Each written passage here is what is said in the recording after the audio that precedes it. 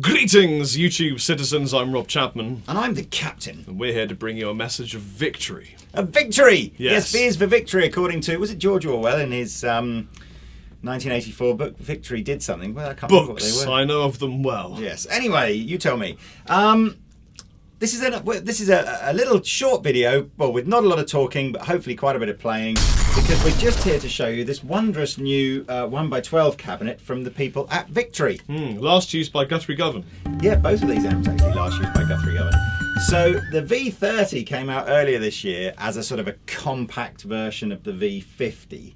Again, specifically asked for by Guthrie Govan so that he could travel the world with a little amplifier that he could take on his hand luggage. And many people said on the interweb, kind of like, it's cool that there's a little amplifier, but you only do like massive cabinets. So people at Victory, would you do a little cabinet? And they listened. Yes. They listened. While we were playing this amplifier, I completely forgot we were going through a 112. Yeah, it's an epic sounding little cabinet. Yeah. So the basic spec on this, and there is a bit of a story. I can claim some credit in helping to design this, some small credit. So I'll tell you about that in a second. So it's a standard, pine cabinet that they use in the rest of the range, with an angled baffle, so that if you sit the cabinet on the floor, it's very slightly angled, pointing slightly upwards.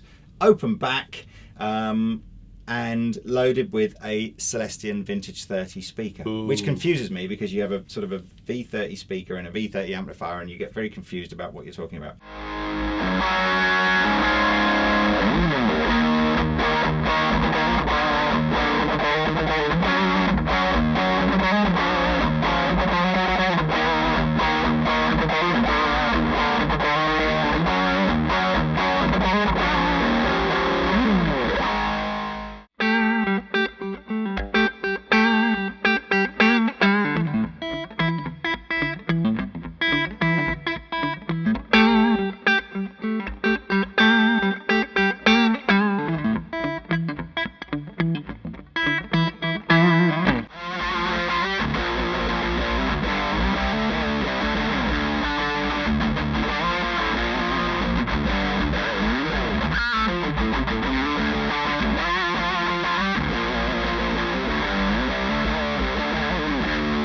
If you remember back a couple of weeks, we put a video up where the guys at Victory invited me up to do some speaker testing in their V10 combo. Uh-huh.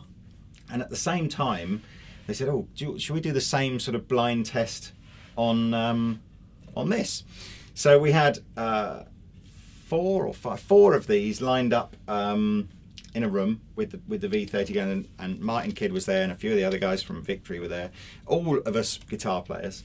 And we didn't know what speakers were in which amplifiers, which were in which cabinet. We just literally plugged in and decided which one we wanted. Now the weird thing was, in exactly the same tone test with the Baron, yeah, we all agreed that the Vintage 30 didn't have the bass end that we wanted, and we decided that the Creamback was the one to go for. So in my mind, I was half expecting, this is a fairly small cabinet, I was half expecting that we'd all like the cream. It's about what's pushing it, not what's driving it. And weirdly, the first speaker that we rejected as being a bit too muffled and not the right tone, and we looked on the back and it's like, oh, we've rejected the Creamback. How weird. And then when we kind of took a lot of time deciding out the other three, which one we liked, when we finally all agreed that's the one that does the right mix of good cleans, good driven, good at high volumes, good at low volume, that's the one. Turned it over and went, how weird. It's the one with the Celestion Vintage 30. This is, I get a lot of people, actually I have currently 700 unanswered messages on Facebook. I'm very sorry about that. We're getting through them as fast as I can. Should we wait for the ice cream van to No, let's just get an ice cream. How has the ice cream van got a speaker that loud on it? Anyway. It's probably V30s. Tell us about the 700 people.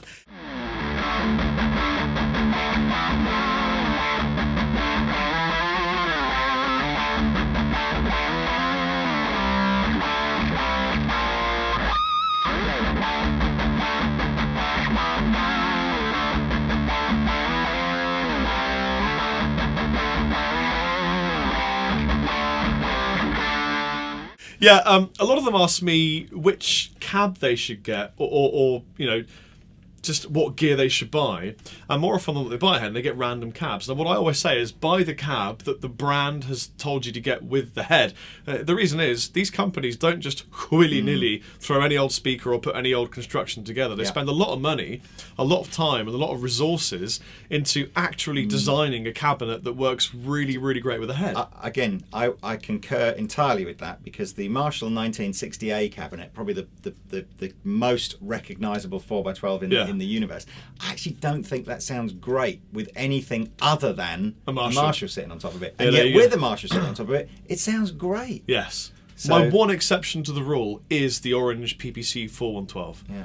But then you get guys like Zilla, so there are exceptions. That's true. But then again, they're custom, aren't they? Yeah. But yeah, if you're going to get that head, get a Victory cab.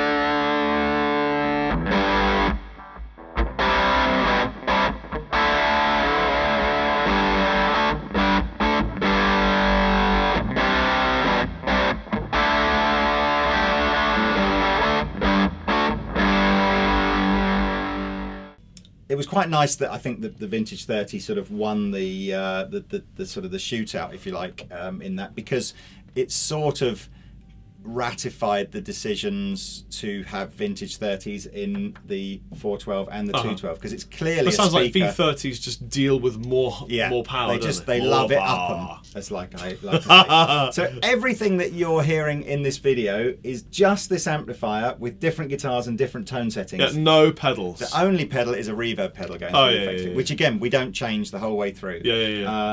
So I think it's just a superbly versatile. But this is a rig, man. It's a proper rig, isn't it? And it's well loud enough to play over a drummer. Rob and I were fortunate enough to be at a Guthrie Govan clinic last week, where he was using this exact rig to playing to about 250 people in a pretty big room, and it was all mic'd up and it sounded epic. And one customer in in the room did ask very rightly, can we just hear this on its own with not going through the PA or anything? So the sound man just turned everything off, and Guthrie just ripped out this humongous sounding like riff, and you just sat there going, there's this that was on two. minuscule thing in a room, a massive room, 250 odd people in there, high ceiling.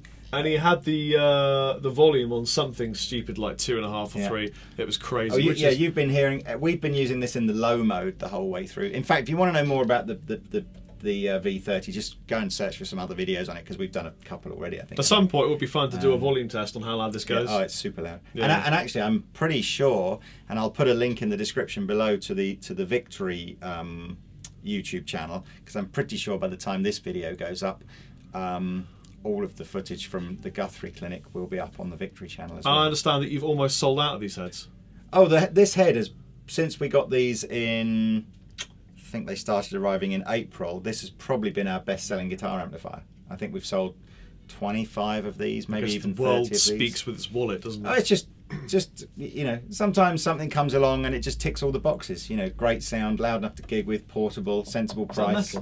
Yeah, the idea was to I think the guys are trying to sort of get this sort of vibe going. I'd tell you one last little tip as well, which Martin Kidd phoned me and said to me after we'd done the sort of the speaker testing day. He said the other thing that they sort of noticed sort of by accident, if you like, is because this is an open back thing. They did notice that if you positioned it about 18 inches away from a wall behind it, you got all this massive kind of bass reflection coming out the back of the cabinet and then off the wall as well. So they were saying, ironically, well, not ironically, that's the wrong word, but just interestingly, that the speaker sounds quite a lot better just about that far away from a wall, rather than say in the middle of a room with nothing, or So if either you have too it in a close or house, too far in your away. living room, whatever, don't just put it up against a wall. Yeah, I mean, because then what you'll almost essentially do is almost negate the idea of it being open back. In a way, you want to pull it out to use it. Was that an innuendo? No, in your endo. So there we are. I'll put the weight and the dimensions and all of this information on the Andertons website. I should tell you how much it is, shouldn't I? Yeah. For a made in England premium cabinet, this is 349 of your finest pints. Ooh. So it's not the cheapest 1x12 cabinet you'll ever buy, but it's not the dearest either. It's That's a sort of great in the purchase, middle. though. Yeah, it makes this rig, this and this, about 1100-ish. So Wow. not Interesting. bad. And how many watts can this manage? So it's a 60-watt speaker. 60 watt. So and the head will kick out. Actually, there's a although it's called a V30, there is a rumor that this thing kicks out in its maximum mode more like 45 watts or something. Yes, so, I heard that rumor too. But anyway, there we are. Well, I'm definitely Good Rob playing, Chapman. Mr. Chapman. Yes, thank you. Good playing, Mr. Anderton. Have some lunch. Yeah. Bye. Bye.